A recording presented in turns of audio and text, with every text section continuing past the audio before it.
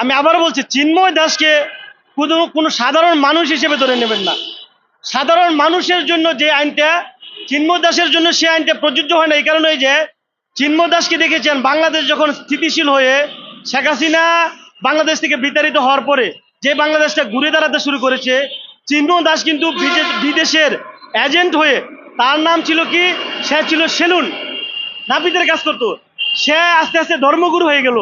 ধর্মগুরু হয়ে হিন্দু মুসলমানদের মাঝে একটা দাঙ্গা লাগানোর প্রক্রিয়া দিয়ে শেখ হাসিনাকে পুনর্বাসন করার যে প্রক্রিয়া, সে প্রক্রিয়া বাস্তবায়ন করার চেষ্টা করেছে এই চিন্ময় দাস।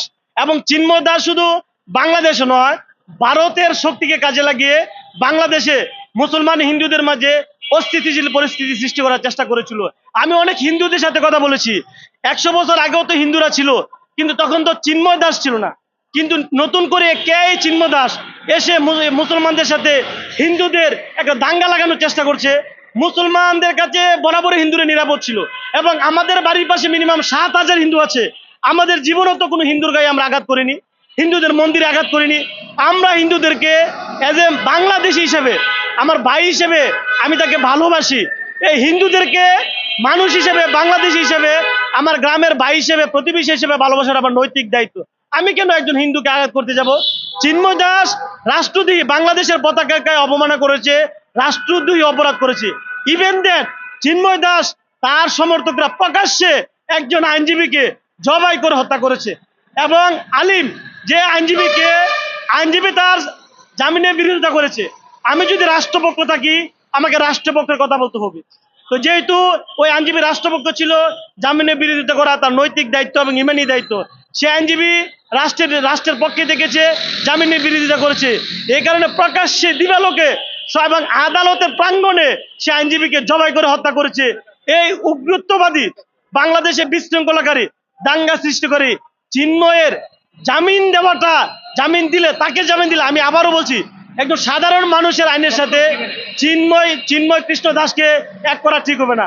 চিন্ময় বাংলাদেশকে অস্থিতিশীল করতে চায়, ভারতের সাথে বাংলাদেশে দাঙ্গা লাগিয়ে শেখ হাসিনাকে পুনর্বাসন করতে চায়। তাই চিন্ময় শুধু সাধারণ মানুষ না, সে একজন খুনি এবং বাংলাদেশের বিপক্ষে সে অবস্থান নিয়েছে।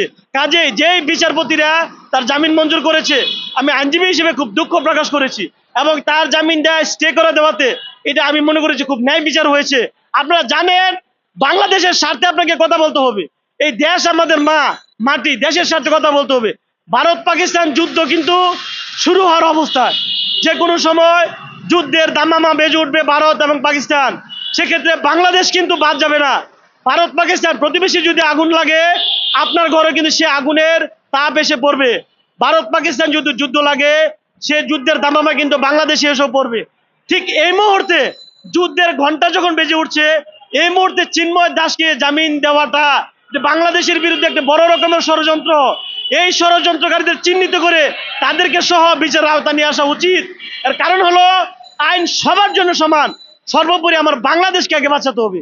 বাংলাদেশকে বাঁচাতে হলে চিন্ময় দাসের মতো একজন সন্ত্রাসী এবং আইনজীবী হত্যাকারী, খুনি, দাঙ্গা সৃষ্টিকারীকে জামিন দেওয়াটা জরুরি না, আমার বাংলাদেশটাকে সেভ করা জরুরি।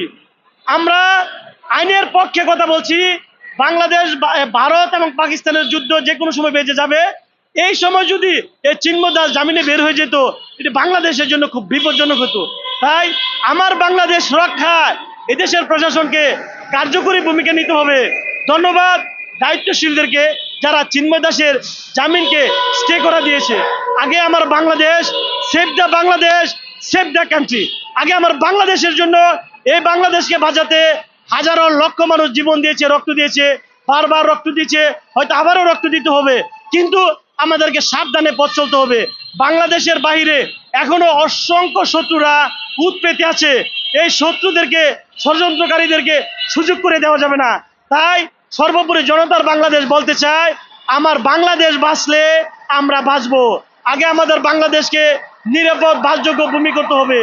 বাংলাদেশকে টিকে রাখার জন্য, বাংলাদেশের সার্বভৌমত্ব অক্ষুণ্ণ রাখার জন্য জনতার বাংলাদেশ পার্টি আমরা জীবন দিতে প্রস্তুত আছি। ধন্যবাদ সবাইকে।